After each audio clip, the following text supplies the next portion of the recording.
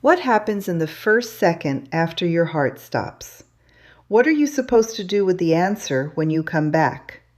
I have been sitting with those two questions for almost 2 years, because what I was shown, not dreamed, not imagined, not hallucinated, what I was shown from the other side of my own death looks exactly like what you are watching happen around you right now. That connection is not coincidence. It is the entire reason I was sent back. I am not someone who was supposed to be talking about this. I am a school librarian from Dayton, Ohio. I have been one for 23 years. I sort books, help children find stories, believe in the orderly movement of information. I held on to this testimony as long as I could, because I knew what it would sound like. But something I saw this week made staying quiet impossible. And if you feel something shift as you listen, I need you to know that shift is real. If you have been carrying the feeling that something enormous is building, something none of the usual explanations are covering, subscribe to this channel. Before you do anything else, write in the comments, how long have you known something was coming? How long have you been watching it build? I will read every one. What you are about to hear did not stay in that room. The circulation desk where I had worked for 23 years is in the northeast corner of the main branch on Patterson Boulevard in Dayton, Ohio.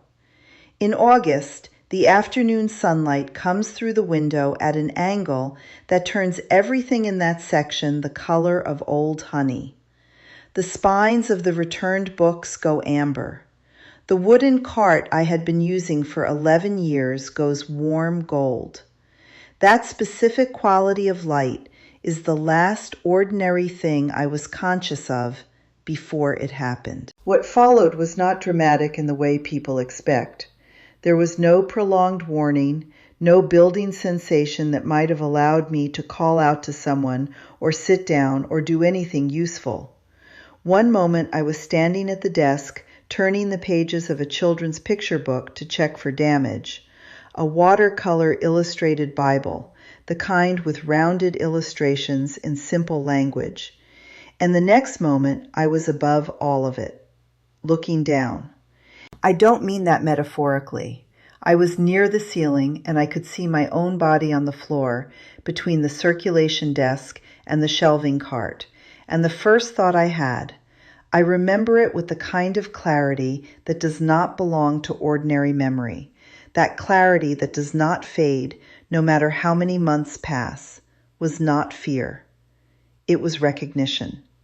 The kind of recognition you feel when you have been somewhere before and did not know you had a memory of it. As if some portion of what I actually am had always known that the body on that floor was borrowed, and that this, whatever this was the native state. I could see everything below me with extraordinary detail.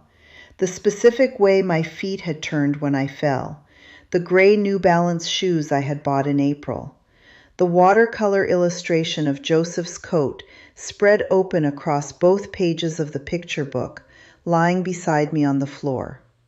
2 children at the far reading table, maybe 7 years old, both of them, who had not yet looked up from what they were reading. And then Denise, my colleague of 9 years, coming around the corner from the periodicals section. I watched her face change. I watched her run. I heard the sound she made when she saw me, a sound that even from above registered as something that should never have to come out of a human throat. And I thought, with a clarity I cannot explain, Denise, I am fine. I am right here. I just cannot tell you that from where I am. What I remember about those next seconds is that the ceiling became irrelevant. Not that I passed through it, simply that the geography of the building stopped being the relevant container for whatever I had become. The library, a building I knew intimately, every aisle and corner and electrical panel, became a scene viewed from an enormous distance, and then not a scene at all. And the thing that replaced it was not a place either, in any meaningful sense of that word. What replaced it was a quality of being somewhere, existing in something, without any of the ordinary mechanisms of location, without above or below, without interior or exterior, without the sense that I was here and everything else was there. I know what the AED log records. I have seen the printout. The timestamp is 2:14 p.m. The strip of paper shows approximately 4 minutes and 47 seconds where the readings simply stop. A gap. A silence in the instrument's record. That silence is where I was somewhere else entirely, and everything I need to tell you happened inside it. 4 minutes and 47 seconds. I have thought about that number many times in the months since, about how completely inadequate it is as a description. Not because it's wrong, the machine was running, the timestamps are accurate, but because the space inside that silence contains more than any external duration can communicate. You could give me 4 months and I would still not finish describing what was inside those 4 minutes. I have often thought that the gap in the recording is the most honest thing about the medical record. A silence where something was happening that the instruments were not built to detect. The deafness that I had lived with for 52 years was the deafness of a person who had learned to trust systems over sensing. I trusted institutional records. I trusted the flow of verified information through established channels. I trusted that if something important was happening, the authorized systems would communicate it, and that anything arriving outside of those systems was to be treated with professional skepticism. That skepticism had served me well in my career. It had served me terribly in my actual life, and I had no idea. I say this not to condemn myself, and not to condemn any of you who recognize that description. I say it because it is the central thing I was shown, and understanding it is the only way the rest of what I am going to tell you makes any sense. When the word came, and it came before anything visual, before light, before landscape, before any of the things people expect from these accounts, it came the way a frequency comes, not through ears, not through language as I ordinarily experience it, directly into whatever I was in that moment. And the meaning that arrived with it was this: you have been listening to the wrong register your entire life. We have been sending information through a channel you were taught to discount. Now we have your undivided attention. After that, the light came. I have tried to improve on that phrase, the light came, for 22 months. I have not been able to. What I can tell you is that the light was not an absence of darkness. It was a presence with qualities. It had a warmth I felt in whatever I was without a body to feel with. It had weight and texture, and it communicated, not in words, not in images, but directly, unmistakably, the way certainty communicates when you have been uncertain so long you have forgotten what certainty felt like. The first thing it communicated was this: I was known. Not the Sandra who maintained the cataloging system, not the reliable employee, not the professional. Something that used my name and meant everything it had ever contained. The public parts and the parts I had spent decades managing. The doubts and the grief and the unnamed longings. The version of me that woke at 3 a.m, wondering if the life I had built was the right one. The version that had never stopped missing her mother. The version that had held every difficult thing at a professional distance because she did not know what else to do with it. All of it received. All of it seen. And here's what I found there that I had not expected and could not have predicted from anything I had ever read or been told. Being fully seen was not dangerous. Every belief I had absorbed about transparency, that the hidden parts were the shameful parts, that being truly known meant being judged, was wrong in a way that was so complete it nearly undid me. The hidden parts were the ones the light went to first, and it went to them with something I can only call fierce tenderness. Not comfort in a soft sense, something stronger than that, protective, as if the most defended parts of me were also the most precious, and their defense had been unnecessary all along. That is what I learned about listening on the other side. The thing I had been deaf to my entire life was not information, it was presence. And presence does not travel through systems. It travels through human beings who have chosen, against all institutional efficiency, to remain in actual contact with one another. I want to stay with this for a moment because it is the foundation of everything that followed. The America I was shown, and I am coming to that, I am coming to the specific thing I was shown to me through this same lens. The question I was asked to look at was not about politics, not about ideology, not about any of the categories through which I had previously tried to understand my country. The question was about presence. Who in this country had remained in actual presence with the people around them? And who had allowed the systems, the screens, the feeds, the institutional filters to replace the direct experience of other human beings? That distinction I was shown would determine everything. I want to say something carefully here, before the part that most people come to these testimonies to hear. I want to say it because I think the rest of what I'm about to describe only makes sense if you understand the foundation it came from. The presence I was with, I will say plainly that it was Jesus, because that is what I experienced, and I will not perform uncertainty about something I am certain of in order to be more palatable to a broad audience. That presence was not primarily about what I was about to be shown. The showing was secondary. The primary thing was the being known, the complete, uncategorized, unmanaged receiving of everything I am. I have spent a lot of time in the 22 months since wondering if the showing would have carried any weight without the foundation of that being known. I don't think it would have. I think what I was shown would have been terrifying without the foundation. With the foundation, it was urgent. There is a difference between terror and urgency, and the difference is what you do with what you know. The vision came to me while I was still in the light, but it came as a separate thing, a window I was brought to, a viewing. The word Jesus used before he showed me, and I will say that plainly because I know what I saw, I know who was with me in that place, and I will not soften it into vague spirituality because the vague version has not been reaching people.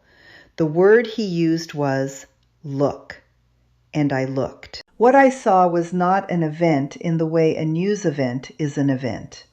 It was a period of time, the spring and early summer months of 2026, shown to me as a convergence. Multiple things arriving simultaneously, not a single catastrophe, something more like a simultaneous failure of the load-bearing assumptions of American institutional life. The trust that holds systems in place, not just financial systems, not just informational systems, but the deeper trust, the one that says, the people running these things are operating in good faith, and what they tell me is substantially what is true. That trust was shown to me breaking, not eroding, breaking. There is a difference, and the difference is irreversibility. I saw communities. I saw them the way you would see a vast map, but more than a map, I felt what they felt. Block by block, neighborhood by neighborhood, small town and large city.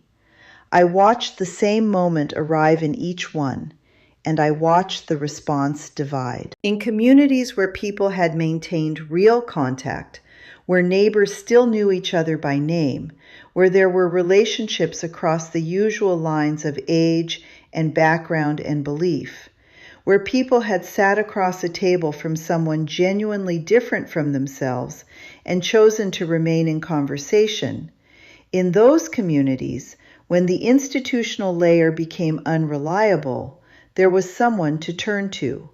There was already present trust, the raw material of it, and it held. In communities where the relationships had been mediated entirely through institutions and screens, where people had been neighbors for years without learning each other's names, where the sense of shared life had been replaced by a shared consumption of information about shared life.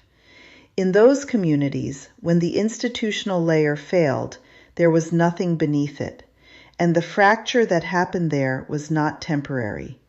I was shown its setting, the scar tissue growing over it, people reorganizing their lives around the division rather than across it.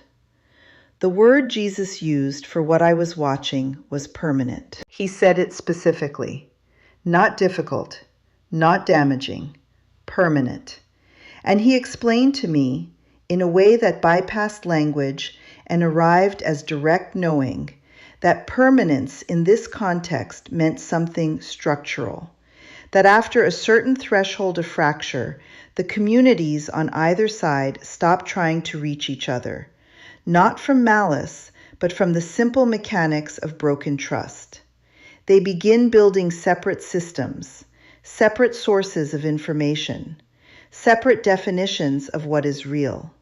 And once those are built and lived in for long enough, the original rupture becomes the foundation. People forget there was ever anything before it. I need you to sit with that for a moment, because when I was watching it from where I was, from a vantage that allowed me to see both the communities that held and the communities that fractured simultaneously across the whole landscape, the most striking thing was not the violence of the fracture. There wasn't always obvious violence. In many cases, the fracture was quiet, polite even. People in the same zip code simply stopped reaching. They stopped attending the things that required them to be physically present with people they did not already agree with. They curated their daily environments, not conspiratorially, not with any dramatic intent, simply by following the logic of a system that rewards sameness and penalizes friction. And that accumulation of small, reasonable-seeming avoidances produced the same result as an open rupture, the same isolation, the same absence of the actual contact trust that holds when everything else becomes uncertain. The fracture I was shown is not ideological in the usual sense. It is relational. It is the fracture between people who still have habits of genuine contact with people different from themselves, and people who have lost those habits without necessarily having chosen to lose them. That fracture, in a period of significant institutional stress, becomes the fault line that determines everything. He showed me the timeline. He showed me that the period between now and July 2026 is the window. Not because something magical happens in July 2026, but because that is the point at which the fractures that are already forming will have either been addressed by actual human contact or will have hardened past the point where ordinary repair is possible. Then he asked me something I have returned to every day since. He asked, "Sandra, what did you teach?" I spent 23 years teaching children how to find information, how to move through a catalog, how to evaluate sources, how to determine whether something in print was reliable. Those are real skills, true skills, but they are skills that operate entirely within the institutional layer. They assume the layer is functioning. They have nothing to say about what happens when it is not. The thing I did not teach, the thing I had not myself learned and could not teach what I did not know, was how to be present with another human being in a way that builds actual trust. The kind of trust that does not require institutional backing. The kind that says, I have sat across from you and looked at you and listened to you, and you have done the same for me. And we are therefore in something real together. And when everything else becomes uncertain, that real thing remains. That, I was told, is what determines which side of the fracture any given person and any given community ends up on. Not their beliefs, not their preparation in any material sense. The actual relationships they have been building or failing to build with the actual people in their actual vicinity. He said, go back and say the specific thing. The vague version has not been enough. People can live inside a vague warning. They cannot live inside a specific one, not if they take it seriously. So I am saying the specific thing. The return was violent. There is no other word for it. The peace I had been inside, a peace so thorough it made everything I had ever called peaceful seem like a rehearsal, was replaced, suddenly and without warning, by pain. The pain of a body that had been worked on, the pain of paddles and compressions, the pain of re-entry. And underneath the physical pain was something I was not prepared for. Grief. Pure grief. For the light, for the knowing, for the presence I was now again separated from by all the density of an ordinary afternoon in Dayton, Ohio. I could hear Denise crying somewhere to my left. A paramedic I didn't know was leaning over me. The AED pads were still attached to my chest. Behind him, through the gap between bodies and equipment, I could see the picture book on the floor, still open to the illustration of the coat.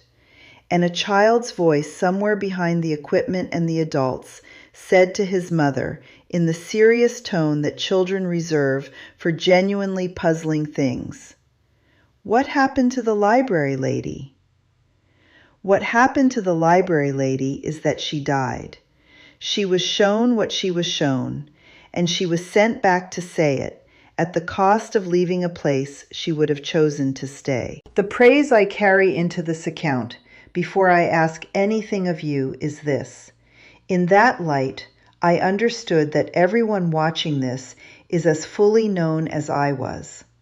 That the same quality of attention, the complete, uncategorized, fiercely tender knowing I felt, is not something I accessed by dying. It is available. It is the ground condition beneath everything I was living before I knew it was there. The love I felt in that experience is not a thing that must be earned through the right beliefs or the right practices or the right institutional affiliations.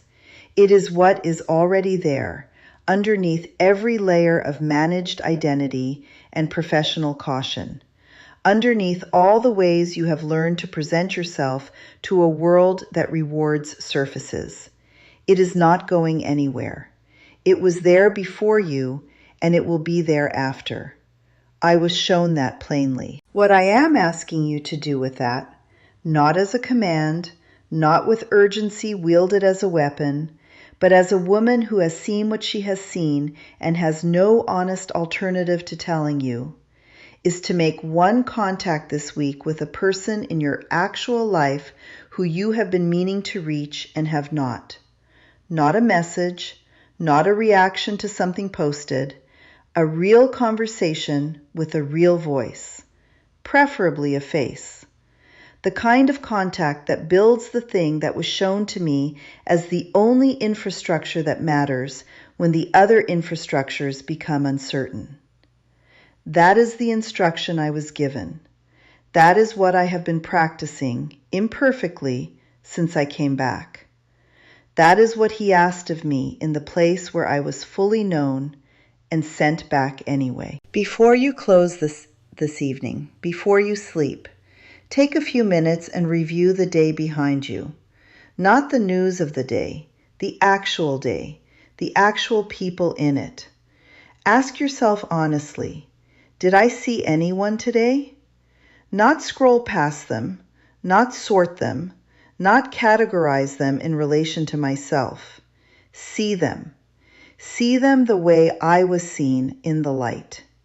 That question, asked regularly and taken seriously, is the whole practice. That question, held and acted on, is what builds the infrastructure that holds when the others do not.